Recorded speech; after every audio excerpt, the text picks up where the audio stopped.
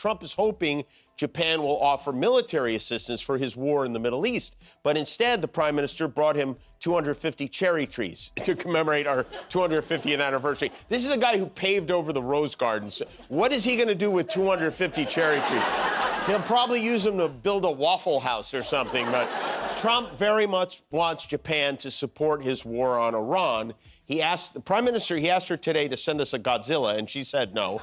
You know, we often cringe when real leaders come to visit ours, but today I think we hit a new level of discomfort as FDRBs answered a reporter from Japan in an absolutely astonishing way. Why didn't you tell U.S. allies about the war before attacking Iran? So we are very confused about we Japanese citizens. Well, one thing, you don't want to signal too much. You know, when we go in, we went in very hard, and we didn't tell anybody about it because we wanted surprise. Who knows better about surprise than Japan? Okay? Why didn't you tell me about Pearl Harbor? Okay? Right? You know. I guess we should be grateful he didn't do an accent. What is going on through that orange head of his? Let me tell you, there's no doubt in my mind that everything he knows about Pearl Harbor begins and ends with a movie starring Ben Affleck. Americans all over the world are apologizing to Japan right now. Not politicians, regular people. Strangers online feeling so ashamed of their president that they are personally apologizing to an entire country. And the Japanese prime minister sat there and took it. She kept her composure. She did her job with dignity. While the man across the table from her mentioned Pearl Harbor like he was making a point at a sports bar. That image, her face in that moment, tells you everything about where America stands in the world right now, and it's disgusting. If you'd like to support me, I'd be really appreciated if you can just sub to my channel. Thank you so much, and please leave a comment down below. Israel yesterday launched a missile attack on the world's largest natural gas reserve in Iran, which led Iran to threaten zero restraint if that happens again. Zero restraint is not good news for the countries surrounding Iran. So Trump immediately moved to distance himself from this. He claimed he knew nothing about it, says he didn't know the Israelis were going to strike, but then sources out of Israel said they carried this out with the United States in coordination. So either he did know it and he's lying, or he didn't know it because he doesn't bother to read the intelligence briefings. Either way, it's amazing how one man can know more than all the generals and yet also know nothing at all when it's convenient. And this excursion of his that everyone in his world keeps saying isn't going to go on forever. Well, the Defense Department just put in a request to fund the war for, are you ready? $200 billion. That's billion with a B. And insane with a D and a J and a T. Trump said this is a small price to pay to make sure we stay tippy-top. That's right. $200 billion for a war that his own intelligence director says was not necessary. His own appointee, his own mega guy, said Iran was not on the verge of a nuclear weapon. And the response from the White House is to ask for $200 billion and more. Meanwhile, our people needs to pay more for healthcare, housing, food, and everything else. TSA officers who are literally selling blood to pay their bills right now, $200 billion. And the people who voted for him because they couldn't afford groceries are going to be ones who's paying it. All the president's henchmen are working overtime now to try to sell this, including the world's largest living rodent, Stephen Miller, who took a break from pleasuring himself to ICE agents grabbing parents outside schools to offer this compelling explanation. I know it's been 20 days, or we're in our 20th day now. But why has this taken so long? Well, I would look at it the exact opposite, which is, how has this happened so fast? That's right. From my perspective, as an 800-year-old vampire, this has gone very, very quickly. And then Laura Ingraham asked if they have any idea of who they might want to run Iran. Is there anyone remaining that you think would actually, I don't want to say be trustworthy, or could be in a position to, quote, negotiate when it's obviously it's unconditional surrender? That's the only thing that we're going to demand or tolerate. The American military objective is to neuter the regime, to render them impotent. He says that word like he's seen it written on his medical charts. I love it. Impotent. He just creamed his regimes. He's so excited. After almost 3 weeks, Trump world has finally settled on their reason why we bombed Iran. The story's changed about 6 times, but the one they're sticking to now is that we attacked because they posed an imminent threat with nuclear weapons, which is not what we've heard from our intelligence community. Last night, I mentioned one of Trump's top hand-picked intelligence guys, this guy named Joe Kent, resigned because he doesn't think the war was warranted. And even though Joe Kent is deep red MAGA, he contradicted the president bigly. Was Iran on the verge of getting a nuclear weapon? No, they weren't, 3 weeks ago when this started, and they weren't in June either. Not even a little nuclear weapon, like a super soaker size? By the way, that's not Rachel Maddow, that's Tucker Carlson.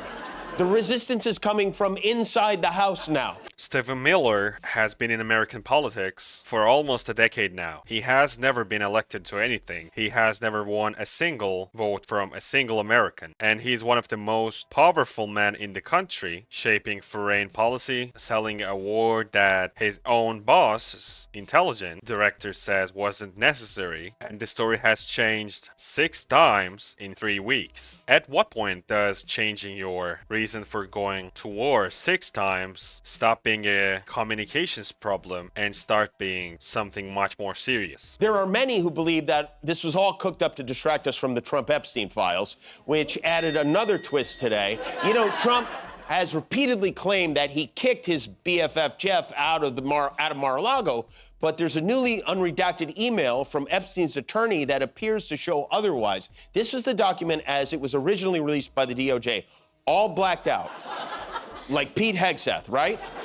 And this is what Representative Dan Goldman found yesterday, a summary of a conversation from 2009 between attorneys for Epstein and Trump himself. They asked, was Epstein ever expelled from Mar-a-Lago?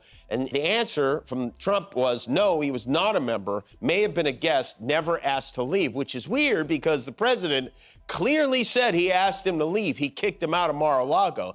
This document from 17 years ago would indicate that the president of the United States isn't telling the truth.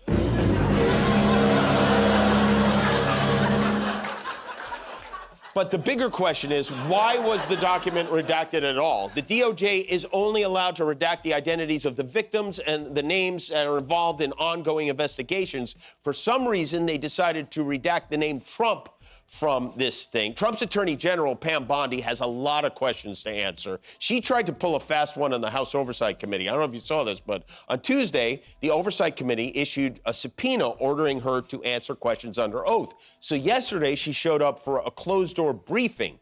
That was not on camera, not under oath, where she refused to commit to sitting for a real deposition, which is required by the subpoena. Democrats on the committee walked out in protest. They're like, what's going on? There's no point to asking questions unless she's under oath. And that's when our sweet little Scamala Anderson did some of her finest acting yet.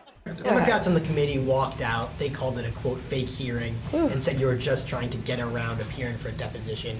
Can you respond to those? Sure. We were there to answer questions, and one congresswoman screamed C-SPAN wasn't in there, so she didn't want to ask questions. Yet all day long they've been on social media saying they had all these questions. We sat there saying, anything you want to ask us anything you want to ask us. And they screamed C-SPAN wasn't there, one of them, and then they stormed out of the meeting. So thank you all. Thank you. Have a good night. And then she got in her car and ran over a kitten.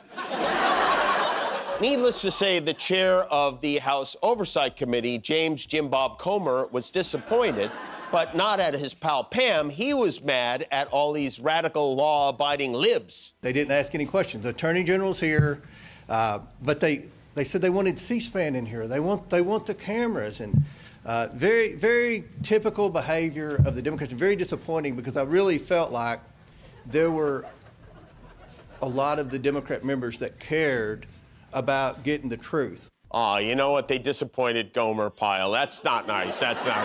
What a joke this is. Jim Comer is the same person who spent 2 full years investigating Hunter Biden's pics. But why swear in a woman who still won't release millions of files and has given no good explanation why Trump's name was blacked out of just about everything? According to the subpoena, though, Bondi must appear under oath by April 14th. But if she doesn't show up, their options are very limited. They could hold her in contempt, but that has to be prosecuted by the Department of Justice, which she runs. And I don't see her holding herself in contempt. I want the truth. I can't handle the truth. Trump's name was redacted from a document that was supposed to be public. His own Department of Justice blacked out his name, not a victim's name. Not a witness is in an ongoing investigation. The president's name. And the person who runs that Department of Justice is Pam Bondi, who just refused to testify under oath. These are not separate stories. This is just one story. And the question that nobody in his party will ask out loud, why does his name keep being hidden? That's so simple, right? There's probably some of you are watching, most of you actually are older than me. You are our elders. We love you, and I know that you guys know more than us, and you've been a lot worse than this, but we don't have to live it again, right? So it's just so sad that we are in a situation that America is in right now. She showed up to answer questions, but refused to be under oath. Let me say that again. She was willing to talk, just not willing to be held legally accountable for what she said. I'm just laughing because it's just so funny. And the chairman of that committee that spent full 2 years investigating Hunter Biden and his laptop thinks that's completely fine. The same people who demanded transparency from a private citizen won't put the Attorney General of the United States under oath. And if she ignores the stop bone, the only people who can prosecute her for contempt are the people she works with. She is completely untouchable and she knows it. If you like my videos, please just subscribe to my channel and comment down below. Thank you so much.